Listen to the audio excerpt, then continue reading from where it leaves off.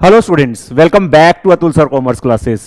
Students, हम आपके लिए क्लास 12th बिजनेस स्टडीज का एक ऐसा कोर्स लेके आए हैं जिसमें हम हर एक चैप्टर के हर एक टॉपिक को बहुत ज्यादा डिटेल में कवर कर रहे हैं। स्टूडेंट्स, इसी सीरीज में अभी हमारा चैप्टर नंबर 10th चल रहा है जिसका नाम है फाइनेंशियल मार्केट। और स्टूडेंट, आज उसका डे नंबर 5 है जिसमें हम डिपॉजिटरी और डीमैट अकाउंट के बारे में थोड़ा सा डिटेल में डिस्कस करेंगे। तो स्टूडेंट्स, देखते हैं डिपॉजिटरी और डीमैट अकाउंट का मतलब क्या है। स्टूडेंट्स, डिपॉजिटरी या डीमैट अकाउंट का मतलब समझ में आने से पहले थोड़ा सा आपको शेयर्स के बारे में आइडिया होना चाहिए कि शेयर्स कैसे ट्रेड होते हैं, उसको कैसे डील किया जाता है। तो स्टूडेंट्स, पहले जो शेयर्स में डीलिंग हुआ करती थी कभी, वो शेयर सर्टिफिकेट हुआ करता था जो कि आपको मटेरियल फॉर्म में मिला करता था। मटेरियल फॉर्म हम कह देते हैं पेपर फॉर्म।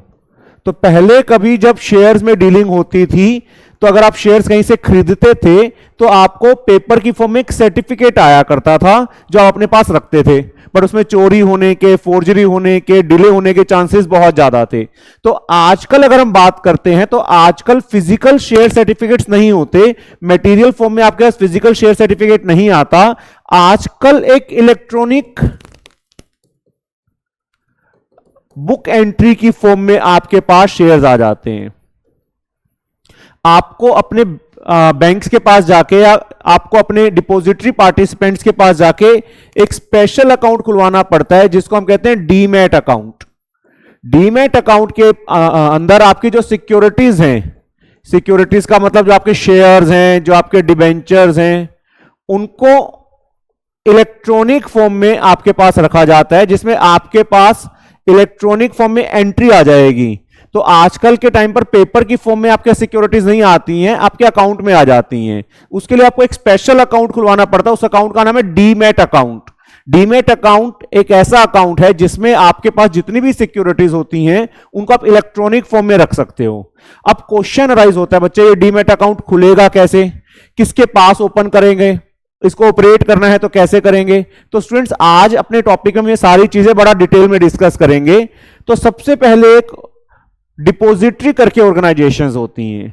तो इंडिया के अंदर जिन ऑर्गेनाइजेशंस को आपका डीमैट अकाउंट ओपन करने की परमिशन है उनको हम डिपॉजिटरीज बोलते हैं। एट प्रेजेंट 2 ऑर्गेनाइजेशंस इंडिया के अंदर हैं जिनको की अथॉरिटी है कि वो आपका डीमैट अकाउंट ओपन कर सकें। तो depositories an organisation which hold securities like shares, debentures, bonds etcetera in electronic form. मैंने अभी आपको बताया आजकल के टाइम पर सिक्योरिटीज को इलेक्ट्रॉनिक फॉर्म में रखा जाता है। तो ऐसी ऑर्गेनाइजेशंस जिनको ये अथॉरिटी दी गई है कि आपकी सिक्योरिटीज को वो अपने पास इलेक्ट्रॉनिक फॉर्म में रख सकें, उनको हम डिपॉजिटरी बोल देते हैं। And at the request of the investor through a registered depository participant. अभी हम डिपॉजिटरी पार्टिसिपेंट का भी मतलब करेंगे। ये जो डिपॉजिटरीज होती हैं डायरेक्टली हमारे साथ डील नहीं करती हैं, इनके एजेंट्स होते हैं जिनके पास हमें जाना पड़ता है और अकाउंट ओपन करवाना पड़ता है। उन एजेंट्स को हम डिपॉजिटरी पार्टिसिपेंट बोल देते हैं। तो डिपॉजिटरी एक ऐसी ऑर्गेनाइजेशन जो आपके सिक्योरिटीज को अपने पास इलेक्ट्रॉनिक फॉर्म में रख रही है।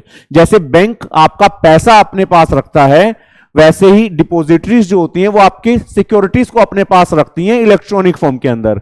Eight present there are 2 depositories registered with SEBI. India के अंदर एट प्रेजेंट 2 डिपॉजिटरीज हैं। एक है national securities depository limited NSDL, promoted by IDBI, UTI and the National Stock Exchange। और दूसरी जो डिपॉजिटरी इंडिया के अंदर एट प्रेजेंट काम कर रही है वो है CDSL, that is central depository services limited. Important topic है, इनकी फुल फॉर्म और इनका नाम आपको पता होना चाहिए। Promoted by Bombay stock exchange and the bank of India. तो बेसिकली 2 डिपॉजिटरीज इंडिया के अंदर हैं जो कि आपका डीमैट अकाउंट ओपन करती हैं। बट कई स्टूडेंट्स के दिमाग में होता है कि शायद हम डायरेक्टली इनके पास जाके डीमैट अकाउंट ओपन करवाते हैं, तो ऐसा नहीं है। इनके एजेंट्स हैं, जैसे कई बैंक्स हैं, ब्रोकर्स हैं, फाइनेंस कंपनीज हैं, जो इनके एजेंट्स हैं जो इनके बिहाफ पर आपके साथ डीलिंग करेंगी। उन एजेंट्स को हम डिपॉजिटरी पार्टिसिपेंट्स बोल देते हैं। तो डिपॉजिटरी के बाद देखते हैं डिपॉजिटरी पार्टिसिपेंट का मतलब क्या है। Apart from depository there are 3 more players in the depository system. 3 और पार्टीज इन्वॉल्व हैं। एक है डिपॉजिटरी पार्टिसिपेंट। मैंने आपको अभी बताया कि डिपॉजिटरी डायरेक्टली हमारे साथ डील नहीं करती, डायरेक्टली इन्वेस्टर्स के साथ डील नहीं करती। इन्वेस्टर जो हैं वो डिपॉजिटरी के पास जो अपना डीमैट अकाउंट ओपन करवाएंगे उसके लिए उनको किसी बीच में एजेंट के पास, इंटरमीडियरी के पास जाना पड़ता है, जो हमारा अकाउंट डिपॉजिटरी के पास ओपन करवाएंगे। उस एजेंट को, उस मिडलमैन को हम डिपॉजिटरी पार्टिसिपेंट बोल देते हैं। A depository participant is an agent of the depository. तो डिपॉजिटरी पार्टिसिपेंट जो है वो डिपॉजिटरी का एजेंट है, through which it interfaces with the investors and provide depository services.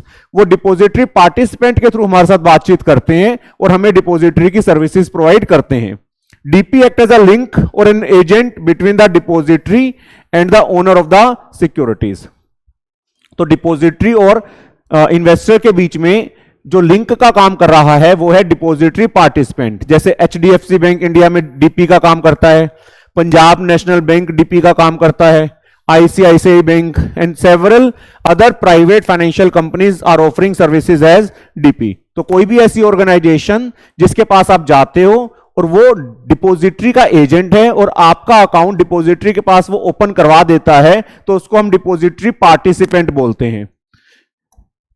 Then students, एक बेनिफिशियल ओनर, बेनिफिशियल ओनर को हम इन्वेस्टर भी बोल सकते हैं। बेसिकली जो इन्वेस्टर है वो बेनिफिशियल ओनर है। The beneficial owner is the real owner of the securities, जो सिक्योरिटीज का ओनर है, who has lodged them with the depository in the form of book entry। तो जिसकी सिक्योरिटीज हैं, जो सिक्योरिटी का ओनर है, जिसने अपनी सिक्योरिटीज डिपॉजिटरी के पास डिपॉजिट करवाई हैं इलेक्ट्रॉनिक एंट्री की फॉर्म में, उसको हम बेनिफिशियल ओनर बोल देते हैं। और एक था issuer. Issuer is the company which has issued the security. जिस कंपनी ने सिक्योरिटी को इशू कर रखा है उस कंपनी को हम इशूअर बोल देते हैं। The issuer is the company which has issued दो सिक्योरिटीज। जैसे Reliance industries limited is the issuer of the securities issued by it. तो किसी भी सिस्टम के अंदर चार मेन पार्टीज हैं अगर आपको सिक्योरिटीज में डील करनी है: depository, depository participant, beneficial owner and the issuer. Then student, services provided by depository. India के अंदर जो ये डिपॉजिटरीज हैं, national security depository limited, NCDSL central depository services limited, ये हमें क्या क्या सर्विसेज दे रही हैं? फर्स्ट है ओपनिंग अ डीमैट अकाउंट। अभी मैंने आपको बताया कि अगर इंडिया के अंदर अब आपको सिक्योरिटीज में डील करना है तो आपका एक डीमैट अकाउंट होना जरूरी है। जैसे अगर आपको पैसों में डील करना है तो आपका बैंक अकाउंट होना जरूरी है, वैसे सिक्योरिटीज में डील करने के लिए डीमैट अकाउंट ओपन होना जरूरी है। तो ये डीमैट अकाउंट आपका किसके पास ओपन होगा? डिपॉजिटरी के पास ओपन होगा। देन डीमैटेरियलाइजेशन। डीमैटेरियलाइजेशन का मतलब होता है जो आपके फिजिकल सिक्योरिटीज हैं उनको इलेक्ट्रॉनिक फॉर्म में कन्वर्ट कर देना।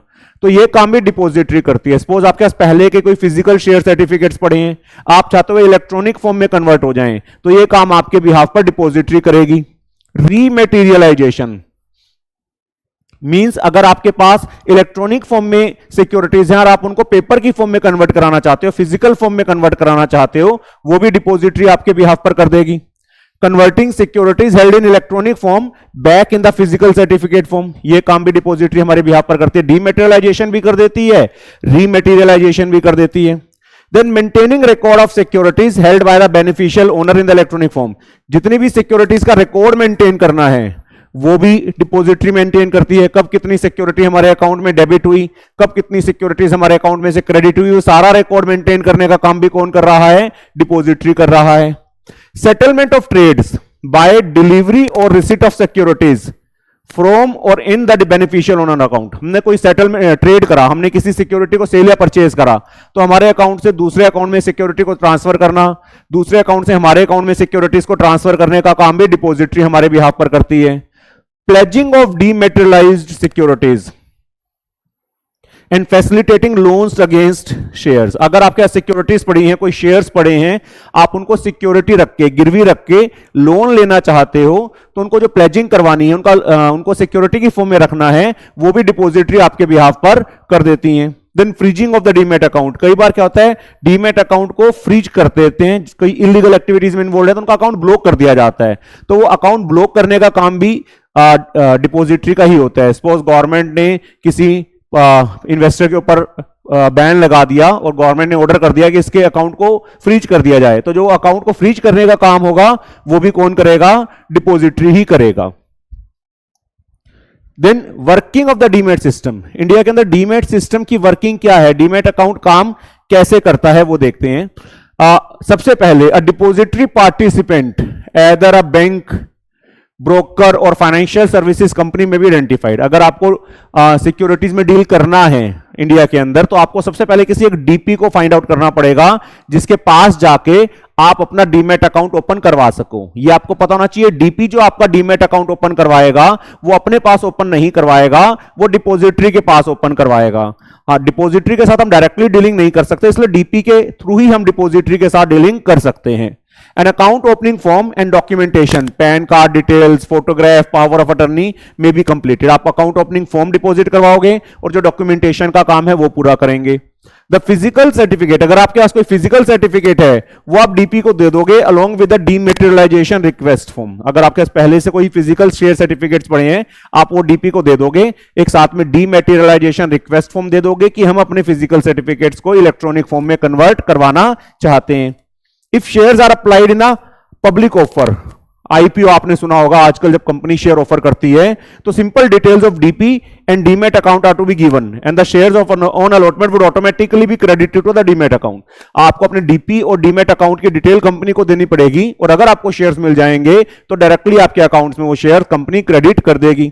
If shares are to be sold through a broker, और अगर आप सेकेंडरी मार्केट में जाकर डीलिंग कर रहे हो, ब्रोकर्स के थ्रू शेयर्स खरीद रहे या बेच रहे हो, the DP is to be instructed to debit the account with the number of shares. तो आपको डीपी को इंस्ट्रक्शंस देनी पड़ेंगी कि जितने हम शेयर्स बेच रहे हैं उतने शेयर हमारे अकाउंट में डेबिट कर दीजिए। तो बेसिकली जब भी आप शेयर्स में डीलिंग करोगे तो डीपी आपके बिहाफ पर आपके अकाउंट में डेबिट या क्रेडिट करेगा सिक्योरिटीज को।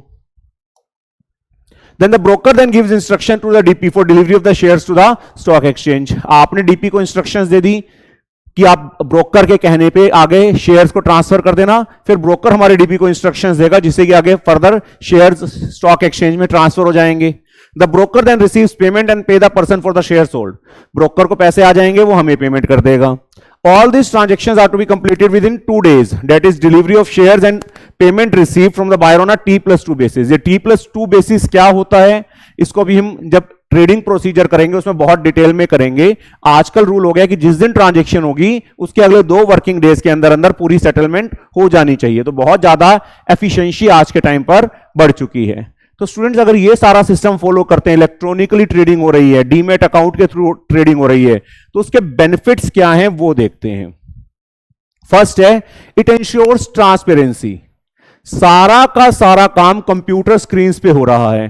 पहले कभी क्या होता था, पुराने टाइम के अंदर ब्रोकर्स आपस में एक दूसरे के साथ डील करते थे जिससे ट्रांसपेरेंसी नहीं रहती थी, वहां पर चीटिंग होने का चांस हो जाता था। बट आजकल सारा कुछ आप कंप्यूटर स्क्रीन पे चेक कर सकते हो कि किस रेट पे ट्रांजेक्शन हो रही है, किस टाइम पर ट्रांजेक्शन हो रही है। तो उसमें कोई भी चीज छुपी हुई नहीं है जिससे कि चीटिंग होने का चांस बहुत कम हो गया है। As it allows participant to see the prices of all the securities in the market while the business is being transacted। जब डीलिंग्स हो रही है तो आप कंटिन्यूस बेसिस पर कंप्यूटर स्क्रीन पर चेक कर सकते हो कि उनके प्राइसेस कब कितना बढ़ रहे हैं, कब कितना डाउन हो रहे हैं। They are able to see the full market during the real time. जब रियल टाइम में बिजनेस चल रहा है तो आप मार्केट को देख सकते हो, आपको पता है कि शेयर किस रेट पे खरीदा जा रहा है या बेचा जा रहा है। तो कंप्लीट ट्रांसपेरेंसी है, कुछ भी छुपा हुआ नहीं है इन्वेस्टर से। Then it increases efficiency of information, किस शेयर का कितना प्राइस है, कौन सी कंपनी आईपीओ लेके आ रही है, कौन सा शेयर ज्यादा डिमांड में है, ये सारी इंफॉर्मेशन बहुत जल्दी से हमें मिल जाती है इलेक्ट्रॉनिक ट्रेडिंग सिस्टम की हेल्प से, डीमैट्स अकाउंट की वजह से, डिपॉजिटरीज की वजह से। अगर ये इलेक्ट्रॉनिक ट्रेडिंग सिस्टम ना होता तो इंफॉर्मेशन पास ऑन होने में बहुत ज्यादा टाइम लगा करता था। इंफॉर्मेशन बड़ी जल्दी से पास ऑन हो रही है, helping in fixing the prices efficiently. बहुत जल्दी से प्राइस फिक्स हो जाते हैं। The computer screen displays the information on prices and also capital market developments that influence share prices। Computer screen पे फटाफट से आप देख सकते हो इंफॉर्मेशन को, कैपिटल मार्केट में क्या चेंजेस आ रहे हैं, शेयर्स के प्राइसेस पर क्या असर पड़ रहा है, वो सारी इंफॉर्मेशन बहुत जल्दी से हमें अवेलेबल हो जाती है।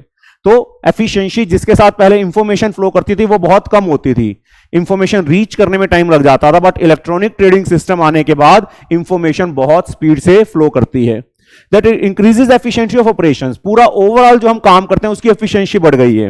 रिडक्शन इन टाइम, पहले टाइम ज्यादा लगता था, अब ट्रांजेक्शन्स में टाइम भी कम लगता है। पहले 15 दिन के अंदर सेटलमेंट करनी होती थी, आजकल T+2 डेज के अंदर, जिस दिन ट्रांजेक्शन हुई 2 दिन के अंदर सेटलमेंट हो जाती है। इलेक्ट्रॉनिक ट्रेडिंग सिस्टम की वजह से ही है। कॉस्ट बड़ी कम हो गई है, रिस्क ऑफ एरर, मिस्टेक होने का रिस्क बहुत कम हो गया है। तो पहले के मुकाबले जो एफिशिएंसी थी वो बहुत ज्यादा बढ़ चुकी है इलेक्ट्रॉनिक ट्रेडिंग सिस्टम में। पहले जो ट्रेडिंग सिस्टम होता था उसमें ब्रोकर्स आपस में डीलिंग करते थे, एक पर्टिकुलर जगह पर इकट्ठे होते थे, तो उससे कुछ एक ब्रोकर्स आपस में डीलिंग करते थे, जिसकी वजह से एफिशिएंसी बहुत कम थी। बट अब एफिशिएंसी बहुत ज्यादा बढ़ चुकी है। Then people from all over the country and even abroad who wish to participate in the stock market can buy or sell the securities through brokers without knowing each other। पहले limited brokers एक दूसरे के साथ deal करते थे। आजकल country में, पूरे कंट्री के अंदर जितने भी ब्रोकर्स हैं वो एक दूसरे के साथ कनेक्टेड हैं इलेक्ट्रॉनिक सिस्टम की हेल्प से, जिससे आप कह सकते हो सिक्योरिटीज की लिक्विडिटी भी बहुत बढ़ गई। पहले कहां 100-200 लोग खरीदने और बेचने वाले होते थे, आजकल लाखों लोग जो हैं एक ही टाइम पर कंप्यूटर स्क्रीन के अंदर उनको खरीद भी रहे हैं, बेच भी रहे हैं, जिससे कि शेयर्स के खरीदने के भी स्कोप को चांसेस ज्यादा हो गए हैं, शेयर्स के बेचे जाने का भी चांसेस ज्यादा हैं, लिक्विडिटी बढ़ गई है। That is, they can sit in the broker's office, log onto the computer, and at the same time buy or sell the securities. Lakhs of people are buying and selling the security at the same time. This system has enabled a large number of participants to trade, thereby improving the liquidity. इतने सारे लोग जब trading कर रहे हैं, लाखों लोग एक ही बारे में ट्रेडिंग कर रहे हैं, तो लिक्विडिटी बहुत बढ़ गई है। जब लिमिटेड नंबर ऑफ बायर्स और सेलर्स होते हैं तो लिक्विडिटी कम हो जाती है, जब unlimited number of buyers and sellers हो जाते हैं तो लिक्विडिटी बहुत बढ़ गई। तो आजकल इलेक्ट्रॉनिक्स ट्रेडिंग सिस्टम में सारे लोगों को कनेक्ट कर दिया है, जिससे एक ही बारी में लाखों लोग डीलिंग्स कर रहे हैं, तो लिक्विडिटी बहुत बढ़ गई है। सिक्योरिटीज को खरीदना और बेचना बहुत ज्यादा आसान हो गया है। अ सिंगल ट्रेडिंग प्लेटफॉर्म, पहले अलग अलग जगह पर ट्रेडिंग होती थी, अलग अलग स्टॉक एक्सचेंजेस में ट्रेडिंग होती थी, जहां पर कुछ लोग प्रेजेंट होते थे, कुछ लोग प्रेजेंट नहीं होते थे। बट आज के टाइम पर एक सिंगल ट्रेडिंग प्लेटफॉर्म है कंप्यूटर स्क्रीन, जहां पर सारे एक ही टाइम पर प्रेजेंट है। तो ऐसा नहीं हो सकता कि कोई वहां पर रह जाए, तो सभी लोगों को एक सिंगल जगह पर लाकर कनेक्ट कर दिया गया है। Has been provided as business is transacted at the same time in all the trading centre. सभी जगह एक जैसा बिजनेस हो रहा है, सभी लोगों के पास सारी इंफॉर्मेशन आ रही है। Thus, all the trading centers spread all over the country have been brought onto the one trading platform, that is the stock exchange on the computer। एक कंप्यूटर स्क्रीन के ऊपर जितने भी ब्रोकर्स हैं वो सारे कनेक्टेड हो चुके हैं, तो जिसकी वजह से एक ही ट्रेडिंग प्लेटफॉर्म है। ऐसा नहीं हो सकता कि कोई ब्रोकर रह जाए जिसको परचेज या सेल के बारे में इंफॉर्मेशन ना आए। तो कह सकते हैं आज जो सिस्टम है बहुत ज्यादा एडवांस सिस्टम हो चुका है, जिसके अंदर घर बैठे बैठे ब्रोकर के ऑफिस में जाके आप ऑनलाइन चेक कर सकते हो और बहुत आसानी से शेयर्स को खरीदा भी जा सकता है, बहुत आसानी से शेयर्स को बेचा भी जा सकता है। पहले जब शेयर सर्टिफिकेट्स की फॉर्म में आया करते थे, फिजिकल फॉर्म में आया करते थे, उनको ट्रांसफर करना, पैसा ट्रांसफर करना बहुत ज्यादा टाइम लगा करता था। बट आज के टाइम पर एफिशिएंसी बहुत ज्यादा बढ़ चुकी है इलेक्ट्रॉनिक ट्रेडिंग सिस्टम आने की वजह से। तो स्टूडेंट्स, उम्मीद है आपको डिपॉजिटरी के बारे में समझ में आ गया होगा, डिपॉजिटरी पार्टिसिपेंट के बारे में समझ में आ गया होगा, डीमैट अकाउंट के बारे में समझ में आ गया होगा, इसके बेनिफिट्स क्या हैं अगर हम इलेक्ट्रॉनिकली ट्रेडिंग करते हैं तो उसके बारे में समझ में आ गया होगा। तो स्टूडेंट्स, जल्दी ही मिलते हैं नेक्स्ट टॉपिक के साथ। Thank you.